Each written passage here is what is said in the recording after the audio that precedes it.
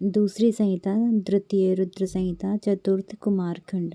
अथ प्रथमो अध्याय। कैलाश पर भगवान शिव एवं पार्वती का विहार। वंदना करने से मन जिसका मन प्रसन्न हो जाता है, जिन्हें प्रेम अत्यंत प्रिय है, जो सबको प्रेम प्रदान करने वाले हैं, स्वयं पूर्ण है, दूसरों की अभिलाषा को भी पूर्ण करते हैं, संपूर्ण संसिद्ध ऐश्वर्य के एकमात्र स्थान है, स्वयं सत्य स्वरूप है, सत्यमय है, जिनका सत्तात्मक ऐश्वर्य त्रिलोक का बाधित है, जो सत्य प्रिय एवं सबको सत्य प्रदान करने वाले हैं, ब्रह्मा विष्णु जिनकी वंदना करते हैं, जो अपनी कृपा से ही विग्रह धारण करते हैं, ऐसे नित्य शिव की हम वंदना करते हैं।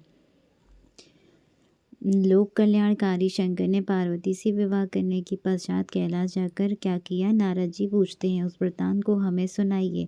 जिस पुत्र के निमित्त आत्माराम होते हुए भी उन्होंने पार्वती से विवाह किया, उन परमात्मा शिव को किस प्रकार पुत्र उत्पन्न हुआ? देवताओं का कल्याण करने वाले ही ब्रह्मन तारकासुर का वध किस प्रकार हुआ? मेरे ऊपर कृपा कर यह सारी बात विस्तार से कहिए। सूत जी कहते हैं, इस प्रकार जब नारद जी ने के वचन को सुनकर प्रजापति ब्रह्मा जी ने शिव जी का स्मरण कर प्रसन्न मन से कहा। ब्रह्मा जी बताते हैं कि हे नारद, चंद्रशेखर भगवान शिव जी के चरित्र को बताता हूँ, आप सुने। मैं कार्तिकेय की उत्पत्ति की दिव्य कथा तथा उसके द्वारा किए हुए तारकासुर के वध का वृत्तांत भी कहता हूँ। मैं जिस कथा को कह रहा हूँ उसे सुनिए। वह कथा अवश्य समस्त पापों का विनष्ट करने वाली है, जिसे सुनकर निश्चय ही मनुष्य सभी प्रकार के पापों से मुक्त हो जाता है।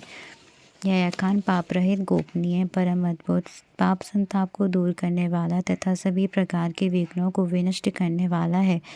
यह सभी प्रकार के मंगलों का दाता, पुराणों का सारभूत अंश और सबके कानों को सुख प्रदान करने वाला, आनंद को बढ़ाने वाला, मोक्ष का बीज और कर्म मूल का विनाश करने वाला है। शिव जी शिवा से विवाह कर कैलाश पर आकर अत्यंत शोभित हुए और देवगणों के कार्य साधन का विचार करने लगे। उन्होंने तारकासुर के द्वारा दी गई अपने भक्तजनों की पीड़ा के विषय में भी विचार किया। इधर शिव जी जब कैलाश पर पहुँचे, तब उनके गण प्रसन्न होकर उनको नानाविध सुख प्रदान करने लगे। शिव जी के कैलाश पहुँचते ही महान उत्सव होने लगा। तब सब देवगण प्रसन्न मन होकर अपने अपने स्थान को चले गए। इसके बाद महादेव सदाशिव गिरी कन्या शिवा को साथ लेकर महादिव्य मनोहर एवं निर्जन स्थान में चले गए, वहाँ उन्होंने रति को बढ़ाने वाली शैया का निर्माण किया, उसे पुष्प तथा चंदन से सुशोभित किया। वह उस अद्भुत मनोहर शैया के समीप नाना प्रकार की भोग सामग्री भी स्थापित कर दी। उसी शैया पर मान देने वाले भगवान शंभु पार्वती के साथ देवताओं के वर्ष परिमाण के अनुसार 1000 वर्ष तक विहार करती रहे। भगवती पार्वती के अंग के स्पर्श मात्र से भगवान सदाशिव लीला पूर्वक मूर्छित हो गए। भगवती पार्वती भी भगवान शिव के स्पर्श से मूर्छित हो गई। इस प्रकार उन्हें दिन रात का ज्ञान नहीं रहा। ही अनग लोक धर्म का प्रवर्तक करने वाले शिव जी के भोग में प्रवृत्त होने पर उन दोनों का लंबा समय भी क्षण मात्र में समान बीत गया।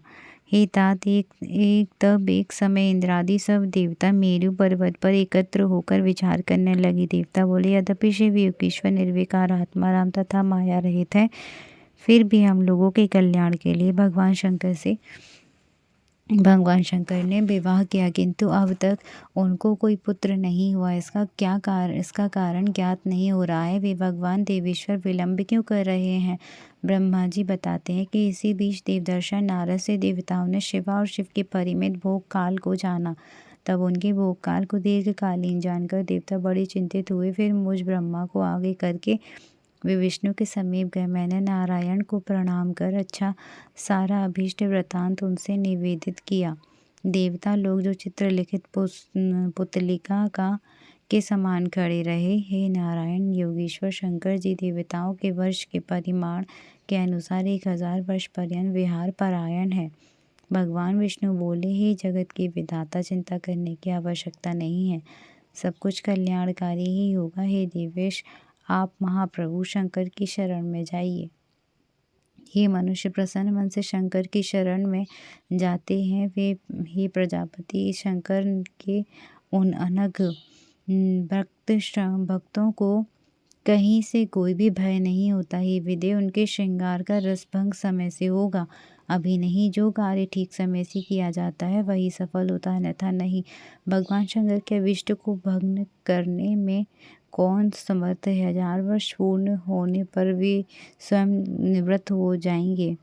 जो रति को भंग करता है उसे जन्म जन्मांतर के स्त्री पुत्र से वियोग प्राप्त होता है। उस भेद करता पुरुष का ज्ञान नष्ट हो जाता है, कीर्ति नष्ट हो जाती है और वह दरिद्र हो जाता है। अंत में वह 1,00,000 वर्ष तक कालसूत्र नामक नरक में पड़ता है। इसी कारण महामुनि दुर्वासा को स्त्री से वियोग हुआ और फिर उन्होंने दूसरी मंगलमय करकमलों वाली स्त्री को प्राप्त करके वियोग जन्य दुख को दूर किया। घृताचीर पर आसक्त कामदेव को बृहस्पति के द्वारा मना करने पर बृहस्पति को पत्नी हरण का दुख मिला। फिर उन्होंने शिव जी की आराधना कर तारा को प्राप्त किया, जिससे उनकी विरह व्यथा दूर हुई। महर्षि गौतम ने मोहिनी में आसक्त चंद्रमा को व्यक्त किया। इस कारण उनका स्त्री से वियोग हुआ। हालांकि को वृषली में कामाशक्ति देकर हरिश्चंद्र द्वारा निषेध किए जाने पर उन्हें विश्वामित्र का कोप भाजन बनना पड़ा। वे स्त्री पुत्र तथा राज्य से भी च्युत हो गए। फिर उन्होंने शिव आराधन कर इन कष्टों से छुटकारा प्राप्त किया। वृषली में आसक्त हुए धृतश्रेष्ठ अजामिल को तथा उस वृषली को भय के कारण किसी देवता ने भी मना नहीं किया। निषेध वीर सिंचन से सब कुछ साध्य है। हे विदे, निषेध बलवान है, निषेध ही फल देने वाला है। उस निषेध का मौन निवारण कर सकता है। शंकर जी की भोग का वह काल देवताओं के वर्ष के 1000 वर्ष पर्यंत था। देवगणों 1000 दिव्य वर्ष पूर्ण हो जाने पर आप लोग वहां जाकर इस प्रकार का उपाय करें जिससे उनका तेज पृथ्वी पर गिरे। उसी तेज से प्रभु शंकर का स्कंद नामक पुत्र उत्पन्न होगा। अतः हे ब्रह्मन, इस प्रकार आप इन देवताओं को साथ लेकर अपने स्थान को लौट जाएं। और शिवजी एकांत में पार्वती के साथ आनंद विहार करें। ब्रह्मा जी बोले, हे मुनीश्वर, इस प्रकार कहकर लक्ष्मीपति भगवान विष्णु शीघ्र ही अपने अंतःपुर में चले गए और मेरे साथ सभी देवता अपने अपने स्थान पर चले गए। इस प्रकार बहुत दिनों तक शक्ति एवं शक्तिमान के विरह से भाराक्रांत यह पृथ्वी शेष एवं कश्यप के धारण करने पर भी कांप उठी। तब कश्यप के भार से आक्रांत सबका आधारभूत पवन स्तंभित हो गया, जिससे संपूर्ण त्रिलोक के भय से व्याकुल हो उठा। फिर सभी देवता उस मेरे साथ भगवान विष्णु की शरण में गए और दुखी मन वाले उन्होंने उस वृत्तांत को भगवान विष्णु से निवेदित किया। देवता बोले, हे देवी रमानाथि सर्व रक्षक प्रभु, हम लोग भय से व्याकुल चित्त हो आपकी शरण में आए हुए हैं, आप हमारी रक्षा करें।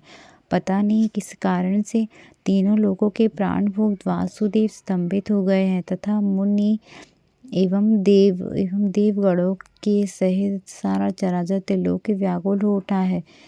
हे मुनीश्वर, मेरे साथ गए हुए समस्त देवता ऐसा कहकर मौन, दुखी तथा दीन होकर भगवान विष्णु के आगे खड़े हो गए। इस बात को सुनकर हमें और सभी देवताओं को अपने साथ लेकर भगवान विष्णु बड़ी शीघ्रता से शिव के लिए कैलाश पर्वत पर गए। सुरवल्लभ भगवान विष्णु ब्रह्मा तथा उन देवताओं के साथ कैलाश पहुंचकर भगवान शिव के दर्शन करके इच्छा से शिव जी के साथ स्थान पर लौट गए, किंतु वहां शिव जी को न देखकर देवताओं सहित भगवान विष्णु को आश्चर्य में पड़ गए। फिर उन्होंने वहां पर स्थित महेश्वर के गणों से विनय पूर्वक पूछा। विष्णु जी बोले, हे शंकर के गणों, आप सब बड़े दयालु हैं। आप लोग हम दुखी जनों पर कृपा पूर्वक बताइए कि शंभु शंकर इस समय कहाँ पर हैं। ब्रह्मा जी बताते हैं, देवताओं के सहित भगवान विष्णु की बात सुनकर शंकर जी के उन गणों ने प्रीतिपूर्वक लक्ष्मीपति विष्णु से कहा। बोले, हे हरे, हे संपूर्ण वृत्तांत ब्रह्मा और देवताओं के साथ उसे आप सुनिए। भगवान शिव में प्रेम कारण हम